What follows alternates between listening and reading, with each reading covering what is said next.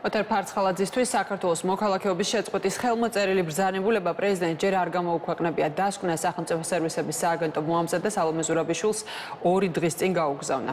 ამ დრომდე პრეზიდენტის მხრიდან აღნიშნულ საკითხზე ინფორმაცია არ ვრცელდება, ოპოზიცია მართულ გუნდს აკრიტიკებს და აცხადებს, რომ ქართული ოცნება ოთარ ფარცხალაძის მიმართ მიკერძოებულია. ხელისუფლების წარმომადგენლები კი იუსტიციის სამინისტროს მიერ გაწეულ სამუშაოს დადებითად აფასებენ და აცხადებენ, რომ უწყება მასზე დაკისრებული მოვალეობა ეტაპობრივად და ზედმიწევნით შეასრულა.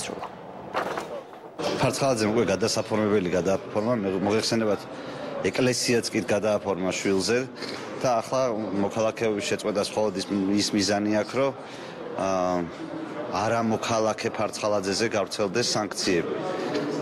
ის სანქციები რაც მოქალაქეზე ვერ გავრცელდებოდა, იმიტომ რომ თუ მოქალაქე ფარცხალაძეზე სანქციებს გავრცელებ, მაშინ შესაძლოა ცოტა ხანში ბევრ ქოთს მოუწიოს იგივე გზის გამოვლა და როგორც ჩანს ეს არ აწყობთ. ფარცხალაძეს სხვა შეუწყდება თუ არა მოქალაქეობა, განსაზღვრავს მის გავლენის ხარისხს საქართველოში კონკრეტულ ბიზნესებზე იქნება ეს თუ რაღაც პოლიტიკურ პროცესებზე. არა, რა თქმა უნდა, ეს პრობლემის მოგვარება არ არის, მეცაც გეტყვით.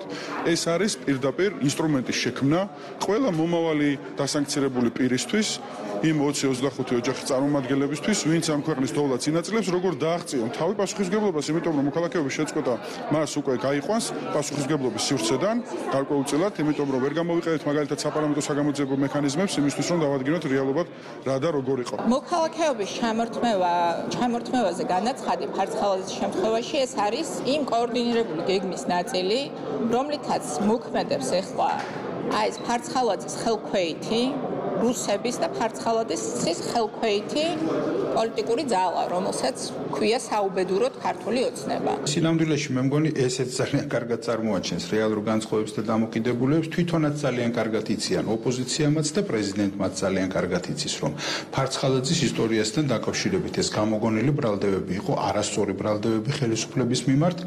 და შესაბამისად ახლა, როდესაც ჭიანურდება ის პროცესი, რასაც ქვია მოქალაქეობის შეწყვეტის საკითხი, ეს მე მგონი ყველასთვის ცხადყოფს იმ გარებოებას, რომ ამ შემთხვევაში პრეზიდენტის მიზანი იყო არა რეალურად ვინმესთვის სანქციების აღსრულებისთვის ხელის შეწყობა და რაღაცა გარემოებების წინსვლა და განვითარება, არამედ რეალურად მისი მიზანი იყო მხოლოდ და მხოლოდ ყალბი იარლიყის მიკერება ხელისუფლებისთვის.